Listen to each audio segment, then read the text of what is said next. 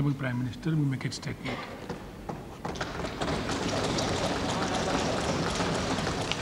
अध्यक्ष महोदय, पिछले 2 महीने में मुझे जर्मनी, रूस, फ्रांस और चीन की अपनी यात्रा के दौरान विश्व के कई नेताओं से मिलने का अवसर मिला। मैंने दिनांक 27 से 30 मई तक जर्मनी की यात्रा की। उसके बाद मैं राष्ट्रपति पुतिन के निमंत्रण पर सेंट पीटर्सबर्ग की त्रिशताब्दी समारोह में भाग लेने के लिए वहां गया। तत्पश्चात मैं राष्ट्रपति शिराक के निमंत्रण पर एवियन में G8 देशों की विस्तृत वार्ता में शामिल हुआ। दिनांक 22 जून से 27 जून तक मैंने अलग से चीन की यात्रा की। जर्मनी और चीन की मेरी यात्राएं द्विपक्षीय थी, जबकि रूस और फ्रांस की यात्रा महत्वपूर्ण घटनाओं के उपलक्ष्य में थी, जिनमें केवल चुनिंदा देशों को ही आमंत्रित किया गया था। ये सभी यात्राएं यूरोप और एशिया के प्रमुख देशों के साथ हमारी चलती हुई बातचीत तथा अंतर्राष्ट्रीय मामलों में भारत के बढ़ते हुए महत्व की मान्यता को दर्शाती हैं। मेरी इन यात्राओं से इन देशों के साथ हमारे द्विपक्षीय संबंधों को मजबूत करने और प्रमुख अंतर्राष्ट्रीय मंचों पर महत्वपूर्ण मुद्दों पर हमारे दृष्टिकोण को स्पष्ट करने का मौका मिला। ऐसी यात्राओं से हमें अंतर्राष्ट्रीय समुदाय के महत्वपूर्ण मुद्दों पर दूसरे देशों के विचारों को बेहतर ढंग से समझने में भी मदद मिलती है। जर्मनी की मेरी यात्रा चांसलर श्रोडर के निमंत्रण पर थी, जो उन्होंने अक्टूबर 2001 में भारत की अपनी यात्रा के दौरान मुझे दिया था। जर्मन नेतृत्व के साथ द्विपक्षीय संबंधों का विस्तार करने और उनमें तेजी लाने के बारे में मेरी उपयोगी बातचीत हुई। हमने क्षेत्रीय अंतर्राष्ट्रीय मुद्दों पर भी विचारों का विस्तार से आदान प्रदान किया। जर्मनी का मानना है कि आतंकवाद के खिलाफ विश्व स्तर पर दृढ़तापूर्वक कार्रवाई की जानी चाहिए, चाहे वह कहीं भी हो और किसी के भी विरुद्ध चलाया गया हो। भारत और जर्मनी दोनों ही व्यापार और निवेश संबंधों में तेजी लाने के इच्छुक हैं। मैंने भारत में निवेश के अवसरों तथा भारत और जर्मनी के बीच अनेक अनुपूरक पहलुओं पर प्रकाश डाला, जिनसे विज्ञान और प्रौद्योगिकी सहायता को अधिक बढ़ावा मिलता है। मुझे अनेक जर्मन सांसदों, व्यापार प्रतिनिधियों तथा भारत विद्याशास्त्रियों से मिलने का मौका भी मिला। म्यूनिख में मेरी बवेरिया के मंत्री अध्यक्ष एडमंड स्ट्रॉयबर्स के साथ लाभप्रद बातचीत हुई। जर्मनी, जो यूरोपीय संघ में हमारे सर्वाधिक महत्वपूर्ण वार्ताकारों में से एक है तथा जो G8 देशों का सदस्य और इस समय सुरक्षा परिषद का सदस्य भी है, के साथ अपने लगातार बढ़ रहे उच्च स्तरीय संबंधों को महत्व देते हैं। प्रतिवर्ष शिखर बैठकें आयोजित करने के हमारे निर्णय के अनुसार हम अगले वर्ष चांसलर श्रोडर के भारत आगमन की प्रतीक्षा में हैं।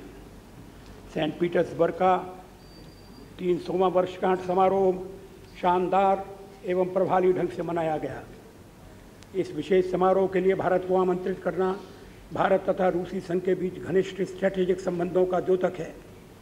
यह भी कहना उचित होगा कि इस समारोह में विश्व के प्रमुख नेताओं की इतनी बड़ी संख्या में भागीदारी रूस के महत्व को तथा अंतर्राष्ट्रीय स्तर पर राष्ट्रपति पुतिन के सम्मान को प्रतीक के रूप में आती है। सेंट पीटर्सबर्ग से मेरी यात्रा के दौरान मुझे राष्ट्रपति पुतिन, फ्रांस के राष्ट्रपति शिराक, चीन के राष्ट्रपति हू जिनताओ तथा ब्रिटेन के प्रधानमंत्री टोनी ब्लेयर के साथ द्विपक्षीय बैठकें करने का अवसर मिला। संयुक्त राज्य अमेरिका के राष्ट्रपति बुश से भी मेरी अनौपचारिक बातचीत हुई। राष्ट्रपति पुतिन के साथ अपनी मुलाकात में हमने द्विपक्षीय, क्षेत्रीय तथा अंतर्राष्ट्रीय हित के मुद्दों पर विचार विमर्श किया। हम दोनों देशों के बीच विभिन्न क्षेत्रों में व्यापक बातचीत जारी रखने पर सहमत हुए। राष्ट्रपति पुतिन ने भारत के साथ रक्षा संबंधों को और गहरा बनाने की रूस की प्रतिबद्धता को दोहराया। वार्षिक शिखर सम्मेलन की हमारी सामान्य प्रक्रिया के अनुरूप मुझे आशा है कि मैं रूस का निकट भविष्य में द्विपक्षीय दौरा करूंगा।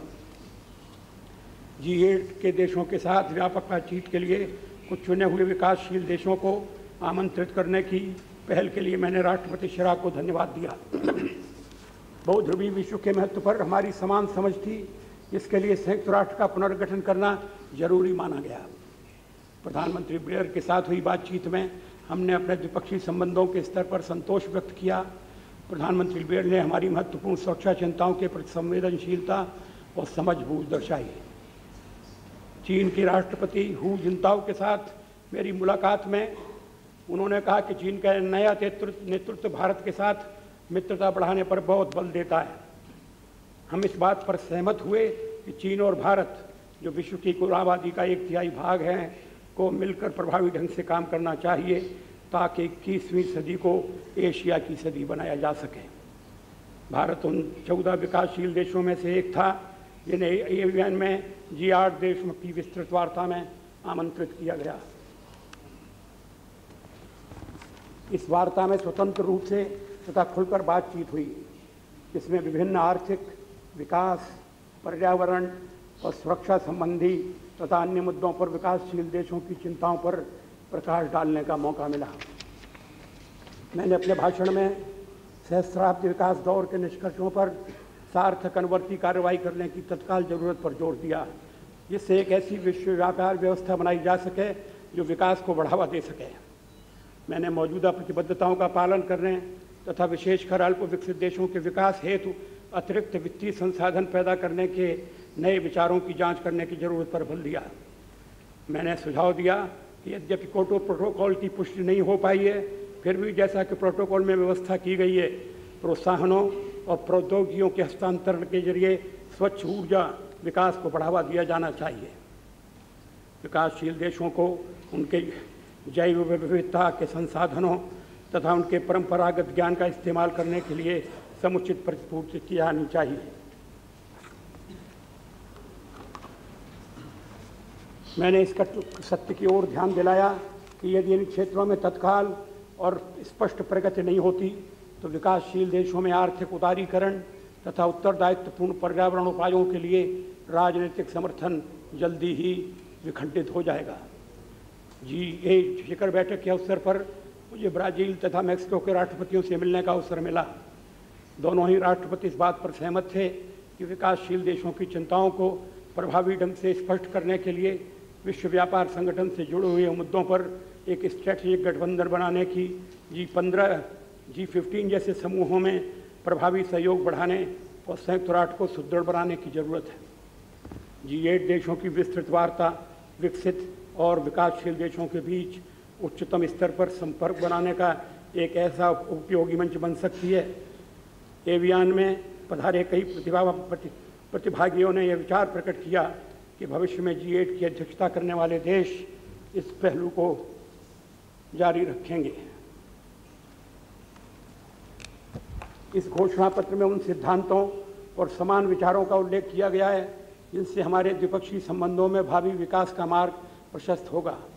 इसमें बहुध्रुवता की ओर बढ़ते हुए रुख को मजबूत करने के लिए विश्व व्यापार संगठन संबंधी मुद्दों पर और विकासशील देशों की चिंताओं पर हमारे दोनों देशों को अंतर्राष्ट्रीय स्तर पर मिलकर कार्य करने की प्रतिबद्धता की भी पुष्टि की गई है। यह घोषणा पत्र भारत चीन सीमा प्रश्न के समाधान को दोनों देशों द्वारा दिए गए महत्व को परिलक्षित करता है।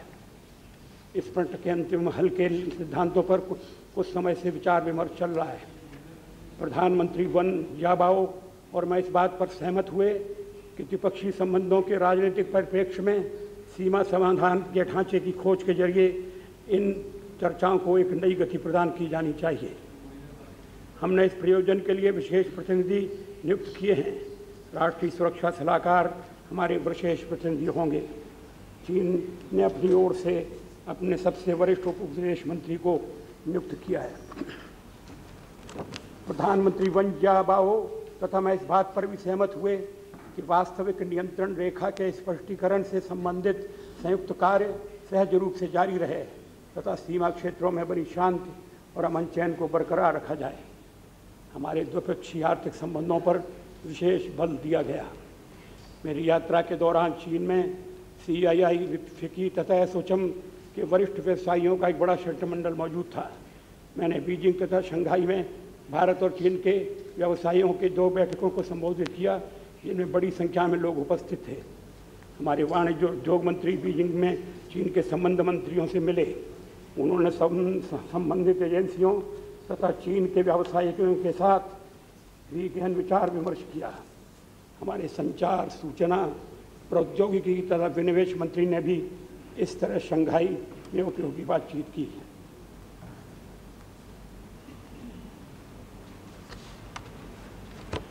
दोनों ही पक्ष हमारे आर्थिक संबंधों की क्षमता से भली भांति अवगत थे।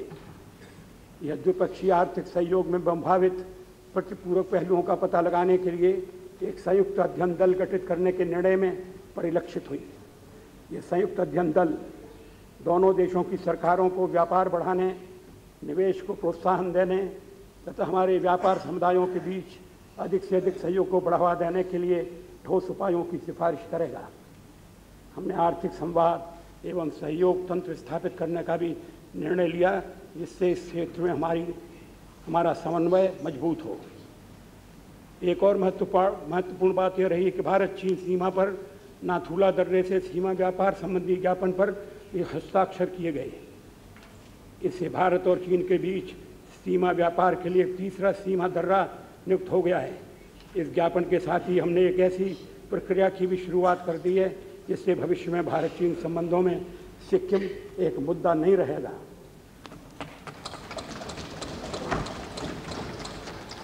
तिब्बत के संबंध में मैं इस सदन को आश्वस्त करना चाहता हूं कि हमारी दशकों पुरानी नीति में कोई बदलाव नहीं आया है। हमने कभी भी इस बात पर संदेह व्यक्त नहीं किया कि तिब्बत स्वायत्त शासित क्षेत्र चीन लोक गणराज्य की भूमि का हिस्सा है, इसलिए इसे दोहराने के विरुद्ध कोई तर्क नहीं दिया जा सकता। हमने श्रद्धेय दलाई लामा अथवा तिब्बती शरणार्थियों की भारत में उपस्थिति के बारे में कोई नई बात नहीं कही है। मेरी यात्रा के दौरान हमारे सांस्कृतिक संबंधों को भी नए सिरे से बढ़ावा मिला। हम दिल्ली और बीजिंग में सांस्कृतिक केंद्र स्थापित करने पर सहमत हुए हैं। मैंने बीजिंग में विश्वविद्यालय में एक भारतीय अध्ययन केंद्र का उद्घाटन किया तथा इस केंद्र को चलाने के लिए भारत की ओर से कुछ अंशदान देने की घोषणा की। हमने अगले वर्ष पंचशील, जो कि भारत चीन संबंधों की एक आधारशिला है, की 50वीं वर्षगांठ मनाने पर सहमति व्यक्त की है। मुझे लोयांग के व्हाइट हॉर्स टेम्पल जाने का अवसर मिला, जो भारत से चीन जाने वाले प्रथम बौद्ध भिक्षुओं के आगमन का प्रतीक है तथा जो हमारे संबंधों के सांस्कृतिक और ऐतिहासिक आयाम को रेखांकित करता है। चीनी पक्ष कैलाश मानसरोवर यात्रा हेतु अतिरिक्त मार्ग खोलने के लिए मेरे सुझाव पर विचार करने पर भी सहमत हुए। मेरी इस यात्रा के 2 उद्देश्य पूरे हो गए। चीन के नए नेतृत्व के साथ घनिष्ठ संबंध स्थापित करना और हमारे विविध द्विपक्षीय सहयोग को नई गति प्रदान करना। हम चीन से इस बात पर सहमत हैं कि हम सौहार्दपूर्ण चर्चाओं के जरिए अपने मतभेदों को दूर करने के प्रयासों के साथ साथ विभिन्न क्षेत्रों में परस्पर लाभदायक संबंध बनाए रखेंगे। मैं इन सभी यात्राओं के नतीजे से संतुष्ट हूँ। जर्मनी के साथ हमारी वार्ता सुदृढ़ हुई है। राष्ट्रपति पुतिन एक बड़े बहुपक्षीय कार्यक्रम के मेजबान के रूप में अपनी व्यस्तताओं के बावजूद पहले ही दिन आधी रात के बाद मेरे साथ द्विपक्षीय बैठक करने के लिए आए।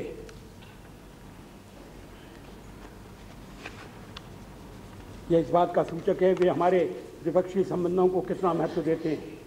राष्ट्रपति शिराक ने G8 विस्तृत वार्ता का इस ढंग से संचालन किया जिससे विकासशील देश होने के नाते हमारे विचारों का मूल महत्व उजागर हुआ। चीन के साथ आपसी विश्वास और समझ बूझ बढ़ाने की दिशा में प्रगति हुई है। जिन नेताओं से भी मैं मिला, सभी ने स्वाभाविक रूप से दक्षिण एशिया की स्थिति में रुचि दिखाई।